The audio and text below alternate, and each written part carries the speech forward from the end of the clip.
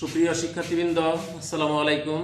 আমি আলহাজ ধনুবেরি Memorial high স্কুলের পক্ষ থেকে আমি আবারও হাজির হয়েছি তোমাদের ইংরেজি ক্লাস নিয়ে। আজকে সপ্তম শ্রেণী আমাদের দেখব ট্রান্সফরমেশনের অ্যাফারমেটিভ থেকে কিভাবে আমরা নেগেটিভ সেন্টেন্স তৈরি করতে পারি, এটা আমরা শিখব। সাধারণত আমরা জানি একটা নিয়ম হলো যে সেন্টেন্স কিন্তু আমরা নেগেটিভ করতে গেলে একটা জিনিস খেয়াল রাখতে হবে যে কনভার্সন না ট্রান্সফরমেশন। যদি কনভার্সন অফ সেন্টেন্স দুইভাবে নেগেটিভ করা যায়, একটা অর্থ একেবারে আমূল পরিবর্তন করে, যেমন কোনো অক্সিলিয়ারি ভার্বের সাথে নট যুক্ত করে আমরা নেগেটিভ তৈরি করব। আবার এটাকে বলা হবে কনভার্সন অফ সেন্টেন্স। যেমন আমরা দেখি কনভার্সন, রহিম ইজ গুড। এই ক্ষেত্রে আমরা লিখব কনভার্সনের বেলায় একের অর্থ মিনিং একবারে পরিবর্তন, ইজ নট গুড। মানে রহিমকে আমরা যে ভালো ছিল তাকে আমরা ভালো রাখলাম না, তাকে বললাম যে সে ভালো না, অর্থাৎ অর্থই পরিবর্তন হয়ে গেল বাক্যের। এটা হলো কনভার্সন। কিন্তু আমাদের পরীক্ষাতে সাধারণত ট্রান্সফরমেশন থাকে। এজন্য আমরা লিখব যে কিভাবে পরিবর্তন করব, যে বাক্যের সাথে যে অক্সিলিয়ারি ভার্ব থাকে বা 24টা সাহায্যকারী ভার্ব, এই ভার্বের সাথে আমরা কি করব, নট যুক্ত করব। কিন্তু পরবর্তী যে শব্দ আছে তার অপোজিট ওয়ার্ড আমরা লিখব। যেমন তখন আমরা যদি কনভার্সন লিখি তখন এইভাবে লিখতে হবে, রহিম ইজ নট ব্যাড। আগে রহিম ভালো ছিল, এখনো আমরা ট্রান্সফরমেশন পরিবর্তন করার পরেও রহিম কিন্তু ভালোই রইল। Rahim is good, Rahim is not bad, মানে মন্দ না, মানে ভালো। সুতরাং আমরা বুঝতে পারলাম যে সেন্টেন্সে অক্সিলিয়ারি ভার্বের সাথে নট যুক্ত করব এবং পরের শব্দটা বিপরীত মানে অপোজিট একটা ওয়ার্ড আমরা বসাবো, অ্যান্টোনাইম বসাবো। আশা করি বুঝতে পেরেছ। এখন দেখো, যদি বাক্যে অক্সিলিয়ারি ভার্ব মানে 24 অপারেটরস না পাওয়া যায়, এক্ষেত্রে আমরা কি করব? এক্ষেত্রে সাবজেক্টের পরে do not, does not, did not বসাবো এবং যে ভার্বটা থাকে পরে এই ভার্বটাকে সর্বদাই বেস ফর্মে রাখবো। যেমন দেখো, কিন্তু বিপরীত শব্দই হবে, হি agreed to do it। দেখো, এই যে একটা বাক্য আছে, হি agreed to do it, এই বাক্যটাকে আমরা কিভাবে লিখব, হি agreed to do it। এক্ষেত্রে খেয়াল করো, এখানে কিন্তু অক্সিলিয়ারি ভার্ব নাই, এই জন্য আমরা অতিরিক্ত do not, does not, did not আনবো সাবজেক্টের পরে। খেয়াল করো এখানে কিভাবে লিখব, হি, যেহেতু পাস্ট টেন্সের বাক্য আছে আমার এখানে, ডিডন্ট, হি ডিড নট, এরপরে এগ্রি, বিপরীত শব্দ আমাদের লিখতে হবে, যে শব্দটা আছে তার অপোজিট শব্দ অ্যান্টোনাইম লিখতে হবে। হি ডিড নট এগ্রি জায়গা disagree, to do it.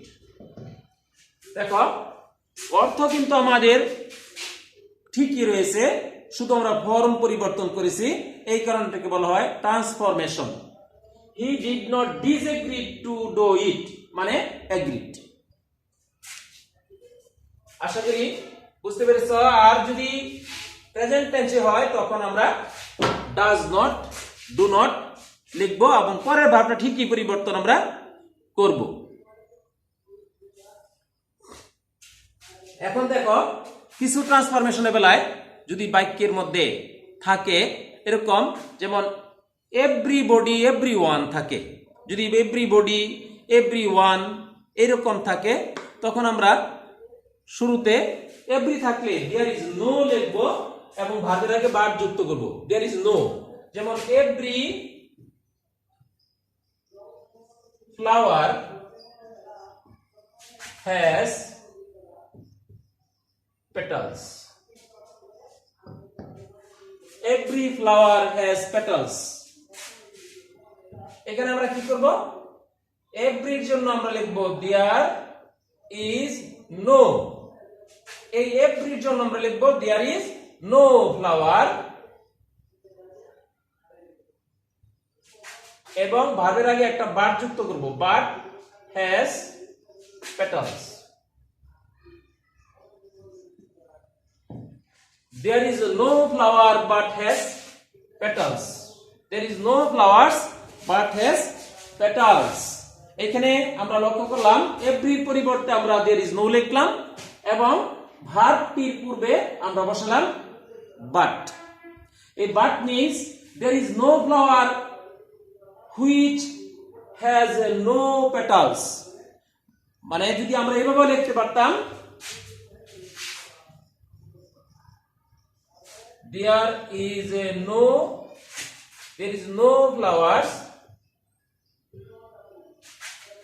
which বা that আমরা তাও ব্যবহার করতে পারবো which অথবা that has no petals.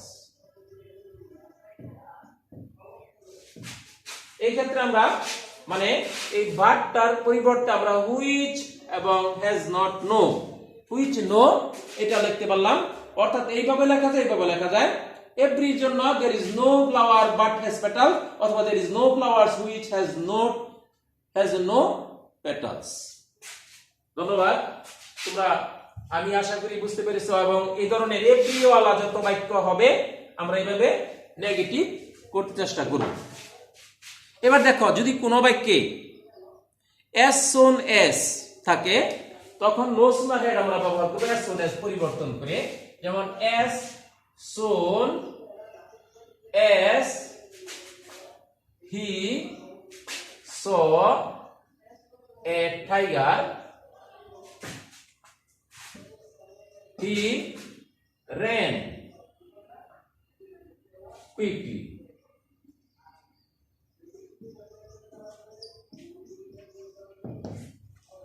In fear. আচ্ছা পরটুকু আমরা লিখলাম না as soon as he saw a tiger he ran quickly in fear. সে ভয়ে দৌড় দিল বাঘ দেখা মাত্র। তখন আমরা as soon as যখন কোনো বাক্যে পাবো তখন শুরুতে আমরা লিখব নেগেটিভ করার সময় no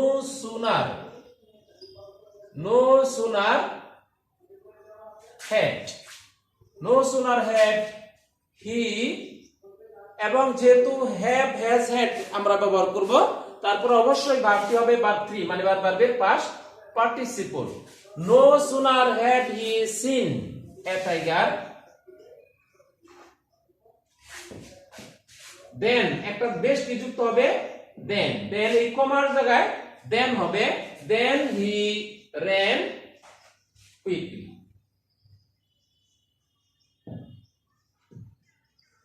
আশা করি তোমরা জিনিসটা বুঝতে পারলে। যখন কোনো বাক্যে as soon as পাবো এখানে no sooner had বসবে এবং দুই বাক্যের মধ্যে আমরা কমা যেখানে ছিল সেখানে then বসাবো। এই গেল তোমার নেগেটিভ করা আরেকটা নিয়ম। আর সাধারণত যদি কোনো বাক্যে এই ক্ষেত্রে সাম থাকে তখন not any বসে, যেমন I have some, I have not any। এখন কোন বাক্যে যদি এরকম থাকে 2 plus 2 অথবা 2 plus adjective plus 4 plus object plus 2 plus verb, এইরকম যদি কোনো গঠনের মধ্যে আমরা পাই তবে নেগেটিভ করার সময় এই 2 এর জন্য আমরা বসাবো so এবং এই 2 এর জায়গায় অথবা এই যে 4 প্লাস অবজেক্ট থাকে দুইটাকে 2 এর জায়গায় বসাবো একটা that, আর এই 4 প্লাস অবজেক্ট থাকলে ওই অবজেক্টটার পরিবর্তে আমরা সাবজেক্ট বানাই ফেলবো। তারপরে ক্যান নট কুড নট ব্যবহার করব ভার্বের আগে 2 এর জন্য। আর যদি এরকম 4 প্লাস অবজেক্ট না থাকে তবে এই that এর পরের সাবজেক্টটা এই প্রথম সাবজেক্টই হবে। খেয়াল করো একটু লক্ষণ, আমরা एग्जांपलটা দেখলে লক্ষ্য করলে বুঝতে পারবা।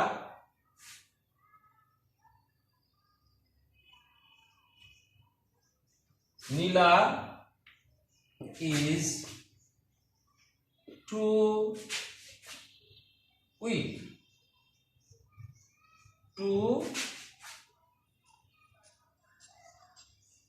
lift the box.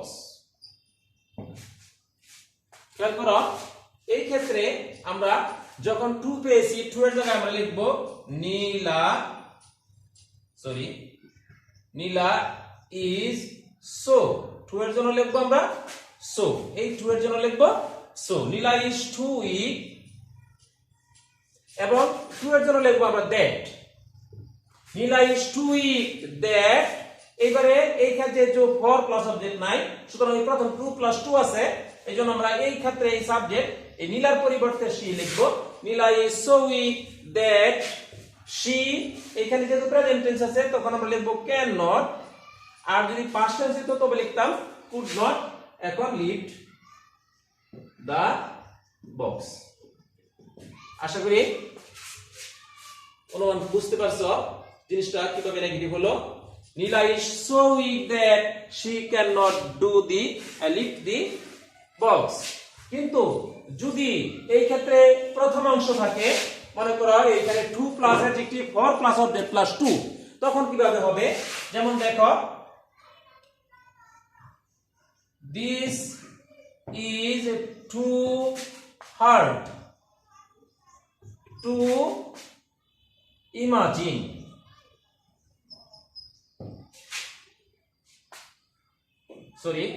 this is too hard for us to imagine। এই ক্ষেত্রে খেয়াল করো, যেহেতু এখানে ফর প্লাস অবজেক্ট আমরা পেয়েছি, এই ক্ষেত্রে লিখব this is so hard,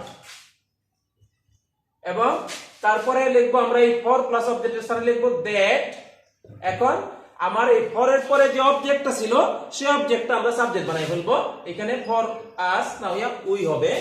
this is so hard that we, সেই আগের মতো ক্যান নট ব্যবহার করতে হবে 2 এর জন্য। this is so hard that we cannot, এখানে we cannot imagine।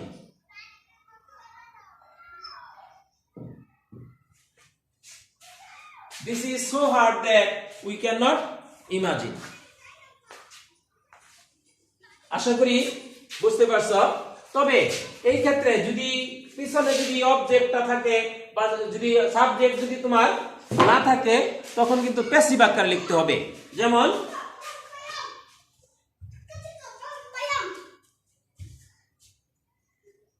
the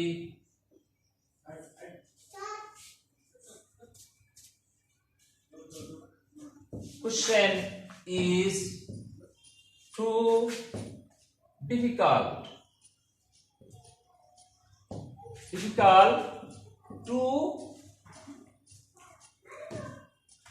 do। এক্ষেত্রে খেয়াল করো, যেহেতু এখানে সাবজেক্ট এবং অবজেক্ট আমরা পাইলাম না, এক্ষেত্রে আমরা কি করব? the question is 2 এর জায়গায় আমরা লিখব so। the question is so difficult adjective, এবং 2 এর জন্য লিখব that। এখন খেয়াল করো, যেহেতু এখানে সাবজেক্ট কোশ্চেন এবং এখানে আছে ভার্ব ডু, যেহেতু কোশ্চেন ডু এর কাজটা করতে পারবে না, এইজন্য আমরা একটা প্যাসিভ আকারে লিখব। সুতরাং লিখব that, আমরা কোশ্চেনের পরিবর্তে it cannot be, তারপরে লিখব done, it cannot be done by someone, somebody, by the student। Thank you.